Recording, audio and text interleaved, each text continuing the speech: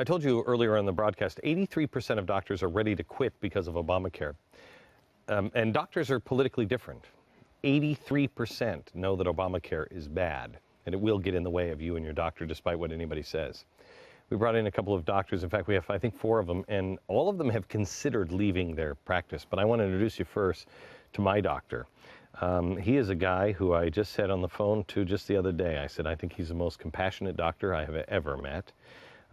He not only listens to his patients, but he then prays about his patients. He has spent more time listening to my family and my children and me than I think 5 doctors combined that I've ever had.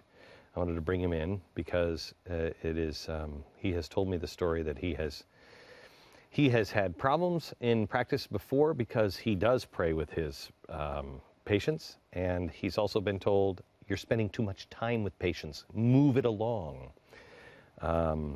That's insane. I always grew up thinking that doctors were rich, but they're not, at least not anymore. He's not rich, he's principled. We have talked about health care before, but not necessarily about care. I want you to meet my doctor, Dr. Grant Beckham, internal medicine, primary care physician, also Dr. Tracy Hayes. She is an OBGYN. Dr. David Janda, he is orthopedic surgeon. Dr. Michael C. Burgess, he is a Texas congressman and an OBGYN. And we wanted to talk a little bit about this number, and I guess, Dr.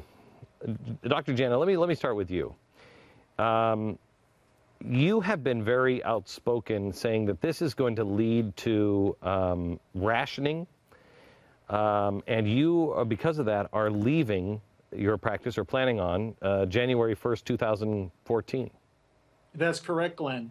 I've been on the front line of healthcare delivery as an orthopedic surgeon for the past 25 years of my career, and I've dedicated myself to providing high-quality care. When you read Obamacare, and let's face it, Glenn, Obamacare is 2 parts. Everybody talks about the healthcare bill. That's the second part of Obamacare. The first part of Obamacare was hidden in the stimulus bill, and that's where the rationing boards and the enforcement boards were.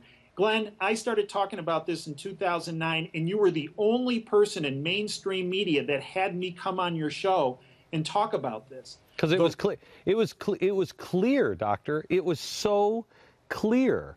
And it's called the what is it, the Universal Life Plan, or? Well, actually, it was called the Federal Coordinating Council for Comparative Effectiveness Research. And Glenn, comparative effectiveness is the rationing formula that was found in Hillary Care that I objected to in the 90s, and it's based on the rationing formula that is utilized in the British healthcare system. Okay, so you're leaving in 2014 as soon as this starts. How is that going to help anybody? Why would you do that? Because, Glenn, for 25 years, I've gone in a room and I've been able to face my patients and look at them and say, listen, we're going to do everything possible and provide the highest quality care to make you better. Come January 1st, 2014, that's where the rationing boards and the enforcement board part of this comes in. I would have to go into a room, look at a patient, tell them that I'm taking high quality care of them, when in fact the government is going to be telling me, no, no, no, not high quality care, in fact, minimal care.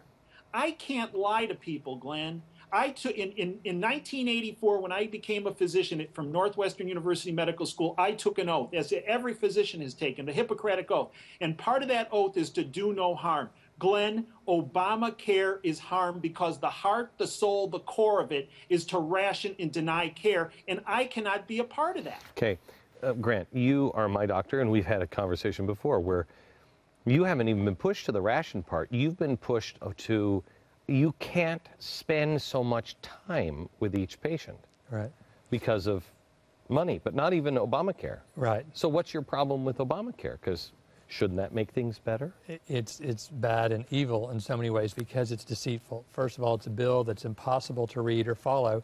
So just as you were mentioning earlier on the show, who wants to go take a look at it and they trust that it's okay, but it really isn't.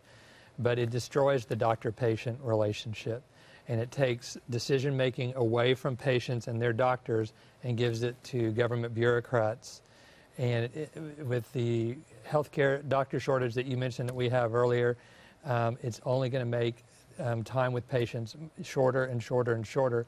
You can't have a doctor-patient relationship, and you're going to have the government telling us what to do. Okay, you were delivering a baby at 2 o'clock or 4 o'clock this morning? 2 o'clock this morning. 2 o'clock, yes. Okay. With all the time that doctors spend doing things, how much money do you think you make an hour? Oh, good Lord. I don't even want to think about that. I'm in complete denial about it, Yeah. to be honest with you. I don't think you can go through the day and invest yourself so much in what matters as far as connecting to patients, and the true reward is you know, that sense you get to know a patient, you get to know their families, you get to live through the experiences together, and there's so much of that in what we do, life and death, and I think it's honestly that you feel is the quality that you deliver beyond certainly the technology we offer, but it's that connection, and that's where the reward comes from. And I mean, we're not going to be able to do that. Have you considered leaving? I have, in many ways, even scaling back my practice, retiring early, you know, doing a different type of care where maybe I could no longer do obstetrics and no longer do surgery, so that I could have more of a cash pay practice in order to... They're going to take that away from you. I know. They have to. They will. They have to. Because Because if you guys say, you know what, I'm going to only deal in cash, Yeah. then too many doctors are going to leave. Gonna do They're that. going to, you know, one of the first things that anybody who is into prepping, they will always tell doctors, whatever you do, if there's a big disaster of any kind, that's lasting, do not tell people you're a doctor, because you'll be co-opted. You'll Yeah. be forced to stay. And I think that's what happens to you guys. You know, they'll federalize or unionize. They're already talking about unionizing doctors. It'll be a nightmare. It's frustrating just because you spend, you know, so much time trying to practice medicine, and you know, it's like at the end of the day, there's nothing left, you know, and the barriers are getting greater and greater and greater, and this is more. Okay, so Congressman, you're a doctor, OBGYN, right? That's correct. Okay, and you've been on the front line of fighting this.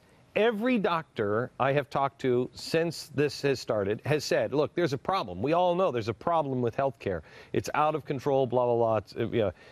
But when they get to Obamacare, every single one I've talked to personally, and there's no way I hit all conservatives, there's still a lot of doctors in New York, all of them will say, this is a nightmare. This is a nightmare. Why don't the doctors all rise up? If 83% have considered leaving the profession, why don't they go on strike for a week and say, except for critical care, I'm sorry, we're not doing it, because this is a nightmare, and Americans need to wake up. Yeah, I suppose we could get to that point, but as I told folks right before the Supreme Court result came out, I really thought the whole thing would be knocked out. But the next day, doctors are still going to be seeing patients. We're driven to do that until the burden becomes overwhelming, as some of your other guests have pointed to. But this 83% figure that you cite, this is not new information, and the trend lines are going in exactly the wrong way. 2009, a group called the Medicus Firm said that 45% of doctors were considering leaving practice. Texas Medical Association, just last March, only 31% of Texas doctors are taking new Medicaid patients because the outlook is so bleak for that underfunded government program. So all of the trend lines are going in the wrong way.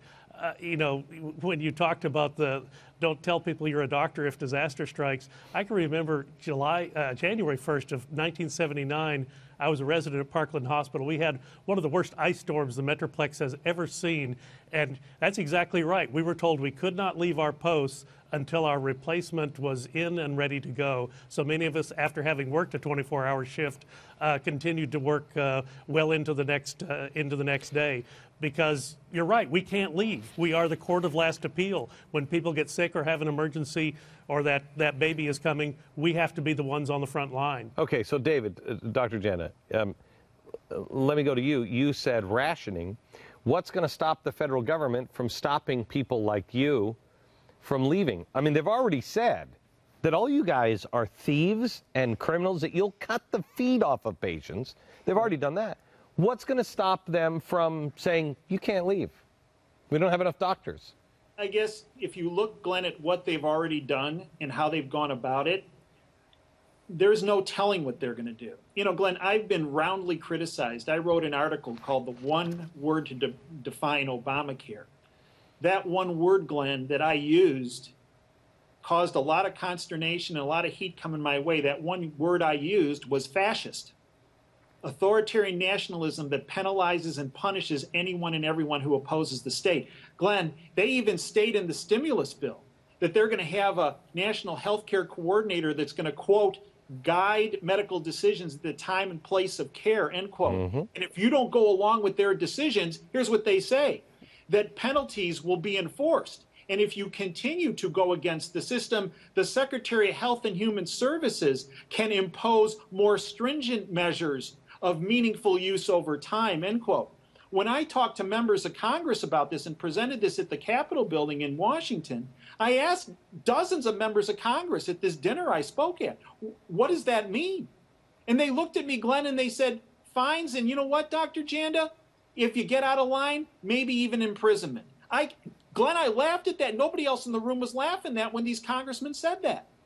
I put nothing past the current government as far as the penalties and the harsh penalties they can inflict on any of us, including every American. Okay, so Grant, what do you do? Because I know you as a man who cares about patients. I mean, I've seen you. I've seen you at 1 o'clock in the morning, up, out of bed, going to help. I've seen you do it. What happens when they say you can't practice the medicine that you know is right? I'd have to pray for guidance on what to do at that point. I want to care for my patients as long as I can, but if they have control over the decision making and it's hurting patients, and we took an oath not to do no harm and to help patients, then as you've talked about, I will not comply. I would have to take a stand and not comply. What would you do? You know, at the end of the day, I'm also a parent. You know, I have to look out for my kids and provide for them and find a way to do that. You know, my husband stays home, and we do that so that we can be good at what we do and be there for our children. So we raise kids with values, and I can't do that at the end of the day when all that changes. So I would probably find something else to do. Congressman, what does the doctor do? And we have 1 minute. What should the doctor be telling their patients? And what should the patient be doing right now? Well, I don't want to become overtly political at this point, but because we're now past the Supreme Court ruling and many of us were disappointed by that, there is one last court, that is the Court of Public Opinion.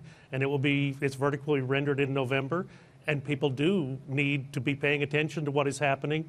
Well, there's a section in the law, 1311H, that through a credentialing process governed under quality, there may be economic sanctions against a doctor who does not want to take Medicaid or does not want to take Medicare or does not want to work in the exchange. So these are incredibly important issues, and people need to be paying attention. Honestly, you got to repeal Obamacare and replace Obama. I want you to take this segment, and I want you to send this to your doctor if your doctor isn't already on the same page. And if your doctor is on the same page, I want you to ask your doctor to tell all their patients. You got to inform yourself, and don't tell them who to vote for. Just say, look, this is dangerous. This is a dangerous situation we're in. Any doubt in your mind this is a dangerous bill? No, very dangerous, very deceitful. No doubt. Okay, good. Thank you, gentlemen. I appreciate it. Back in just a second. Final thought.